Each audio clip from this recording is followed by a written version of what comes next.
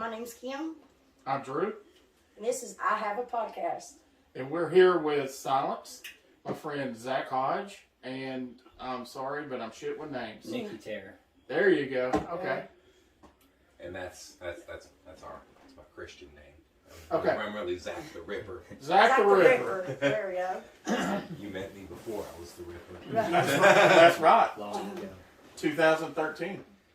No, it was before that. Was it? Yeah. Yes, sir, because I was 16 when I played in your band. Wow. And I'm 27, about to be 28.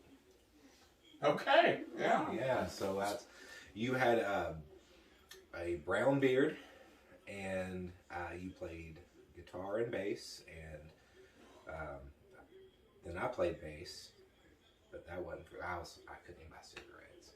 Right. But I think I think eventually I'm probably going to have played with everybody in Chattanooga at some point in time. I think that could happen. I think that's everybody. If you're a proud Chattanoogan, you've played with everybody. You've been in a band with Right. that guy, or at least been on the same show where your band played with that band. Oh, yeah. Yeah. Mm-hmm. Easy. Yeah, not unless it maybe I've even played with a bluegrass band once. Oh. Cutthroat Chamber. Oh, yeah, Remember that show? yeah. Oh, I thought you meant like you were in the band. No, I wasn't in the band. Oh, okay, yeah. I'm not that skilled. He was on a bill with a Yeah. bluegrass. Yeah. Those bluegrass boys are out of this world. Yeah. You know the Iron Fez guys? Yes. Yeah, they're really good, really talented group of guys. Did you happen to see they announced, are y'all going to do the Road to Nightfall? You know that? They're taking entries right now, so... Officially, no. Officially, no, okay. Because listen, man, and this is just me being transparent. For years and years and years and years and years, underlined years, we have seen the Chattanooga musicians, whether you're in the metal scene, the rock scene, or whatever you do, they dance like a monkey every time it's competition season. And I'm not saying anything bad against the guys on the Road to Nightfall, but I think those guys' time is spent a little bit better than competing against one another. We could be having festivals and just showcasing them. Yeah. You know what I mean? Yeah. You know, and I understand there's more than just that goes along with winning it, but with us personally, we just don't like to compete, because why compete when you can uplift your community from within? You know, it's kind of like what you got going on with the Cannabis Festival. No one had to compete to get there. No one had to bend over backwards or know somebody. There was no clique you had to be a part of. You just had to have the ability to want to play and show up. Right. So that's long answer, no, and short answer, no, I guess. Okay, well, hey. You know, as far as like going back to the Cannabis Festival, you know, we, as a production company and stuff, we prefer to work with people we've worked with before. We got a relationship with. We know what we're going to get out of them. You know, and they know what to expect from us. You know, Right. You know, and I think and a lot of people kind of get, slided a little bit. And I'm like, look, do one of these small shows with us. Let us learn you, and then we'll invite you to come do a big show. I get wanting to do that, but like, you know, there's so much going on at that festival. I was not ready for it whatsoever, and I was surprised we were able to hold it down. But like, there's so much going on that I can't babysit an individual artist. Walk you through it, Yeah. At the end of the day, you kind of have to hold bands and people accountable, you know, and just kind of assume they're going to do the right thing. And most of them will, you know, and not ever, name one festival that's went off seamlessly. You can't. You won't. Mm-mm. You know, at best, everyone survived. Right. You know, because everyone's there enjoying their time and having fun, but you don't see the faculty that's constantly making sure everyone's okay and making sure the women and children and the young men of this community are safe and having a fun time while getting to enjoy the festivities. It's a hard, mind-numbing job for any individual. So I could only imagine doing that myself, and to be in the crowd, that was, you couldn't ask for anything better. The day was beautiful. Oh yeah, Yeah. it was, yeah, it was. Once the sound guy figured out the lay of the land, the band sounded great, and everyone had a great time. We were smoking legal weed in the city of Chattanooga. It was like a smaller, cooler version of Riverbend. Let's just be honest, Riverbend hasn't been cool since like 2008. I'll say it. I'll say it. That's why no one shows up anymore. I'll say it. Yeah. And it was the closest thing I think to Riverbend, and I think that's why I had a lot of fun, is because it was reminiscent of that grassroots. Man, let's just drink a beer and have fun. Yeah. It's you don't have to worry about rules and regulation and you got your wristband on. Oh, I know. I hate that. Let me see your wrist. Yeah. I'm like, man, screw off. Right. Yeah. If you pay taxes in the city of Chattanooga, you deserve to be there. Right. So Yeah. I get both sides of the coin, really. I mean, but But with us having a time limit in the city ordinance, we have to shut it down, sound at a certain time. It wouldn't be fair if we let somebody come up there and we give them a 30-minute set. So much time to get up. It's not like your 30 minutes starts when you start singing. right. Okay, you gotta be able to get up on the stage and off the stage quick, so time don't run out before these other guys get to play. I It's agree. not fair. yeah, I've been kicked out of the masquerade over that. I was in a band that took too long to set up. And they were not happy at all with us. Like, they cut our set to, like, I think maybe 3 songs. I'd feel Squished. to say the least, Yeah. squished. I get a venue. It's a little bit different when you're going to be there at 3 a.m. But at this rate, at the festival, we had to cut it off at a certain time, and I think a lot of that. so we had to make sure we worked with them. And they were. I don't know, man. I think a lot of that has to do with the uppity people that run the city, because at the end of the day, even if it's a legal cannabis festival, the fact that cannabis festival, every single one of those people that were running off, or that are in office rather, their heads were probably spinning that was being advertised. Yeah. In our city. I know, right? Yeah. But you know what? No. Yeah, hey, it went off without a hitch, man. So, hey. No one got arrested. Nope. Mm-hmm. No, there was no shooting, stabbing, no crazy upheavals, no ambulances got called. It was a success. Yeah, I mean, it just moved the if we moved the yard, a yard of progression, of the cannabis movement, because nobody can point a finger at us and say, see what happens? Oh, no. Because nothing happened. Right? Yep. So, Yeah. and we made it an alcohol-free event too. Yeah, we didn't have I mean, you could sponsor. bring it, but you couldn't. We didn't have it sold there because we didn't want something to happen and the finger get pointed at cannabis instead of alcohol. Because you had someone that couldn't handle a beer. Yep. Right. And someone's like, oh, that was the weed. Yeah, it's weed. Yeah. All right, so let's get into you guys. How long have y'all been a band? Well, Obama was in office. Since many moons ago. I'd say officially, maybe 2007, 8 Ish, yeah. ish, yeah. Is when we started dabbling with it, yeah. Because his dad got him a drum kit, and we started playing with our original guitar player, and I had a bass, so we were just like, okay, let's do this. And a lot of that comes from, we just kind of looked at each other and went, all right, so either we could go to the same school and all play instruments and never do anything with it and graduate and have normal, meaningless lives, or we can just forego college, we can forego everything and just focus on music. And that worked great for quite a while, honestly. quite a while, yeah. It was And, quite a while. and then life happens, man. Yeah. The good Lord blessed him with a kid, and I was fortunate enough to meet my wife, and sometimes to make the bigger picture happen, you have to take care of the smaller picture, and sometimes the smaller picture is the bigger picture, but the being your family, you got to get that taken care of first, and then you can step out on your own. And the time that it's taken, in my opinion, I can't speak for Nick, to do it, it seems relatively long, but like, if you're looking at it, but in the grand scheme of things, it's relatively short living it. Because it feels like just yesterday, me and him were not able to grow hair on our chins. Yeah. You know? Saying, hey man, this would sound really cool. Yeah. And it didn't. God, it didn't. And But it did at that time, though. it did. It did. When me and Nick finally sat down with our original guitar player and we learned Paranoid by Black Sabbath, we thought we were something. We said, listen here, neighborhood that we were practicing in. We're dangerous in these streets.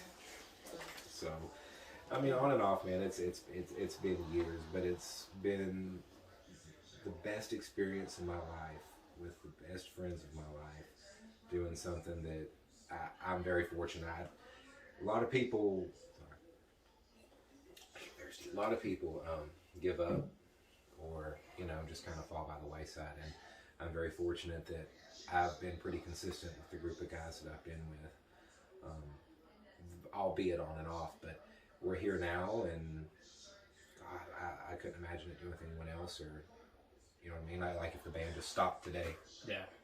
I couldn't imagine life. And I think, you talk about quitting, and I think it's because of what people think success in music is. Yeah. And it took me years to figure this out, because I'm sure it's about the relationships with the people you're playing with.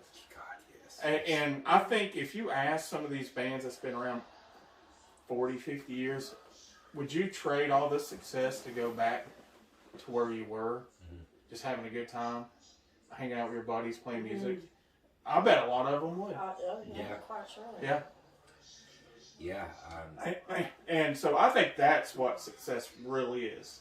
I don't think it's money or things, I think it's that relationship you build and the times you have. Well, I mean, let's just be real. In this climate, Go ahead. in this climate, it's really hard to really call anything success. I mean, we live in a day and age where record sales mean nothing. When really what are concert tickets when Ticketmaster gets a hold of it and they gouge the prices, and ultimately it makes that corporation a lot of money, but from the guys that spent time away from their family, their kids, their everything that they've grown accustomed to, and just to go, nope, screw you. Yeah. So when I say success, I use that term lightly, and we talk about this a lot in the Silence camp. Success is defined not as being a super quadruple bajillionaire. That'll never happen. Unless you are Metallica, or I get lucky and Corey Taylor comes to my next show, which, who knows? Right. But to me and to us, what success is being able to do this to where we can stay in the duplexes that we're at now. And That's be, right. And to be able to say, I'm not a man of a lot of means, but I'm a very fortunate individual with a very fortunate group of guys that can say, we can go out and do this for a living. A lot of people can't. So that's what I should have elaborated a little bit more on that, but to be successful, I mean, I'll tell any kid, go to college. That's so much easier than being a musician.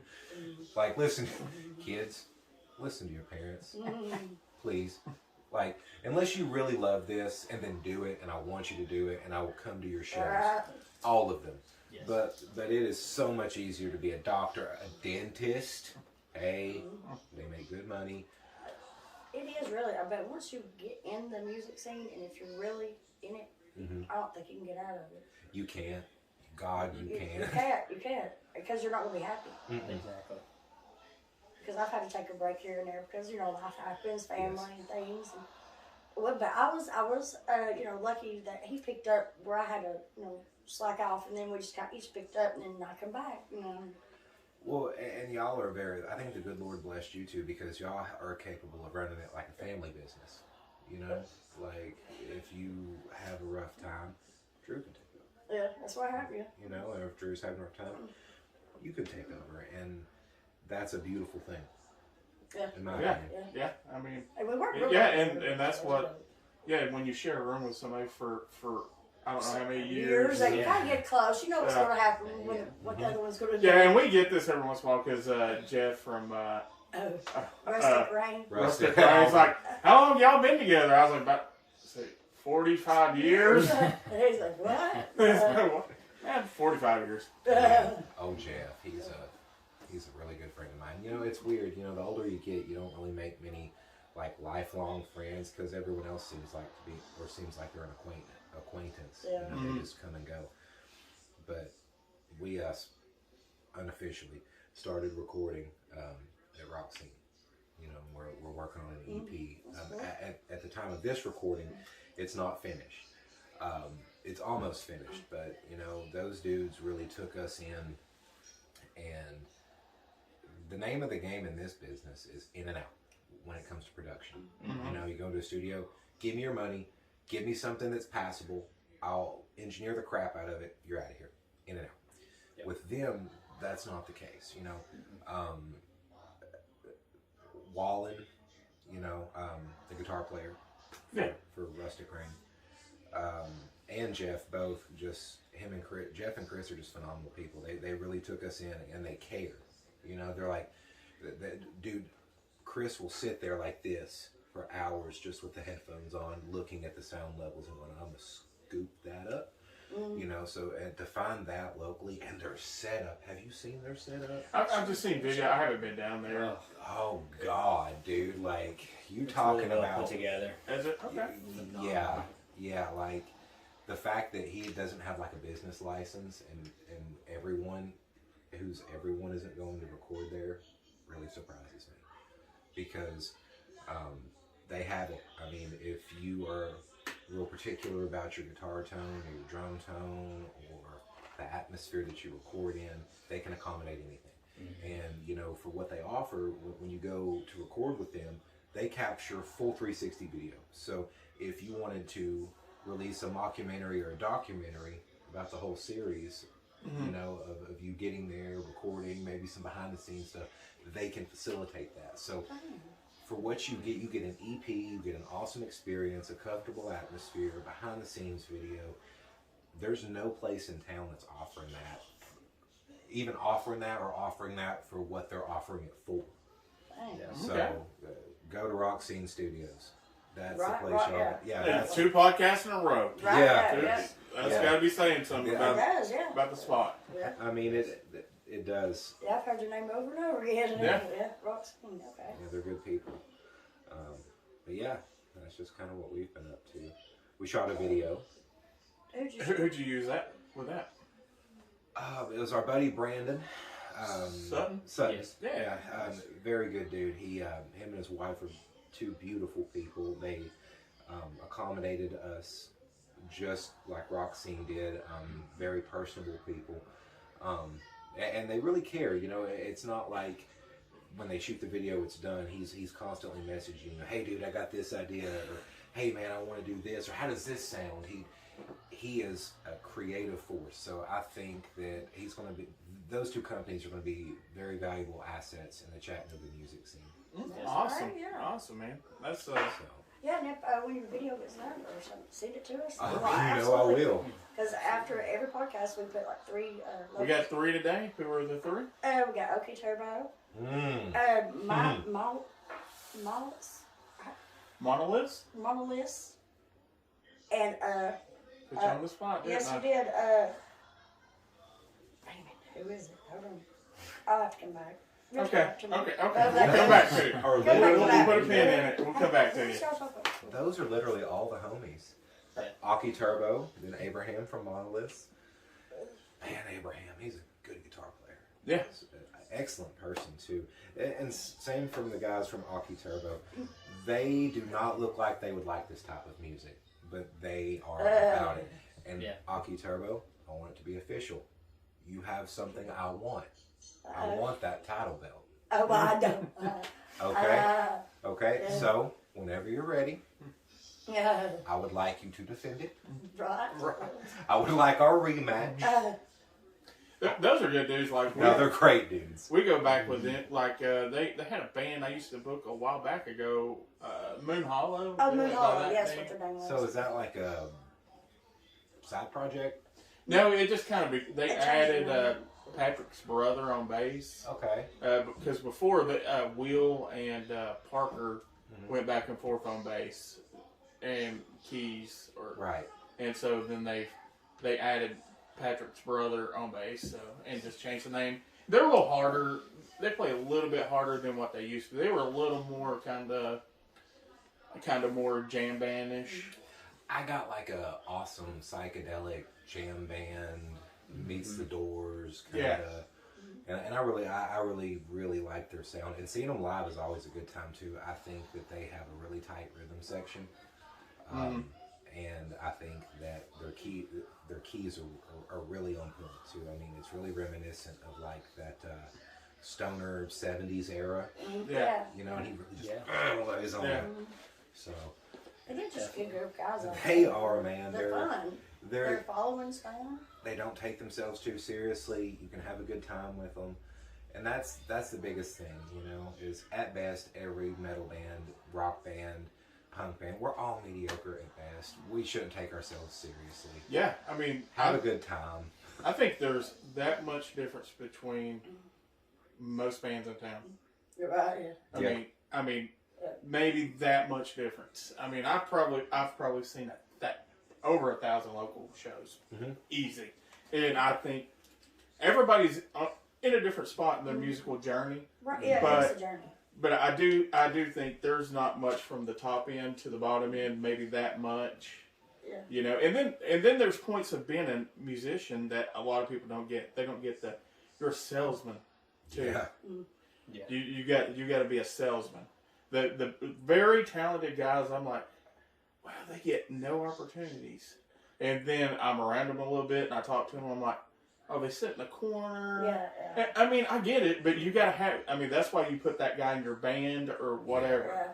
You know, everybody needs that guy. Yeah. That needs that contact part. That's always staying and talking to everybody and knows everybody. A lot of famous like hip hop artists will tell you, and this is their number one rule to success: to stay relevant and to stay big. A lot of people can have the hit song, and a lot of people can wear the clothes, and a lot of people can book the venues, and you can look like $1 million. But you, like you said, you have to be that salesman. You have to be that person. You have to be that stage presence, because this is the most normal I think I've been in a public setting or in like a setting where there's microphones and cameras on me. You know, so there's a certain character that goes along. Yeah. You know, and in order to stay relevant or to take that next step, it's like the guys from Mudvayne. Chad Gray looks like a normal dude without face paint, because he is, but the second that he puts that on, or Kiss, Gene Simmons. Yeah. I mean, I'm sure something happens as soon as you put them 4-foot platforms. Yeah. But you know what? As soon as they go on stage, Gene Simmons hits his knees and thanks God for putting him where he is. I went and seen him live with Def Leppard in Atlanta. That was the very first thing he did. Yeah. When he got on stage, he prayed. And you know, Which surprised me, but and that's not in this demographic, in this day and age, and in this market, that's not the popular thing to do. But that's very bold when someone does that, and that's a true sign of character, no matter what you believe in. You know what I mean? And you know, I'm not apologetic about it. I won't hide the fact that I'm a Christian, and you know, not everyone in my band is. You know, but I don't cuss in my lyrics, because I think that, you know, not everyone can get on stage and scream or play drums or sing or play bass or play the guitar, and I think it's all a gift, you know, and I think that God gave us that gift, so that's why I don't particularly like to cuss or carry on stage or in my music or anything like that. I might not, you know, proclaim to be a Christian every time I have the mic in front of me. right, yeah. But you know, Well, you're a Christian in a band. You're not a Christian band. right? Yeah. Correct. So times like that, I people like Gene Simmons, him doing stuff like that, that's very commendable. Yeah. So and I think that no matter what you believe in, if more people did stuff like that and stood up for what they believed in, there would be less conflict in the world. There would be a lot less aggravation because where people stand. And people aren't afraid to tell you where they stand. So, I think that's pretty cool. All right, man. And so, what do y'all got coming up? Y'all got anything booked right now? Bunch of shows. Nick, I've done so much talking. Do you want to? Well, I don't remember. Do you remember all the dates of the shows? What's your next show? It's going to be at the Sailor's Den. It's going to be with Dead Reckoning. Oh, yes. We are playing with Tempest and Annabelle Lee. They're like a heavy band, I believe, from the North or South Carolina area. They're really good. Dead Reckoning.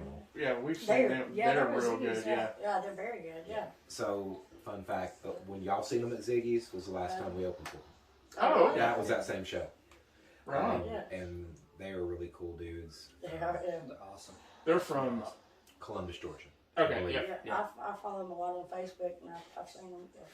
Either Columbus or Savannah area. Something like that, yeah. So.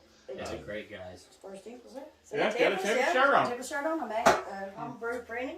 There you go. Yeah, the guys from Tempest are really sweet dudes. Oh, they're man. very talented guys too. Yeah, they are. Yeah, they're very professional and on point with their stuff too. Yeah, we're saving a topic just for them about tracks. Oh, Man, yeah. we're gonna go down that road with them hard because that's such a you got two different camps that are tracks are cheating, and then you got the other no man, it's just another tool. Another instrument. Yeah. Yeah. So you.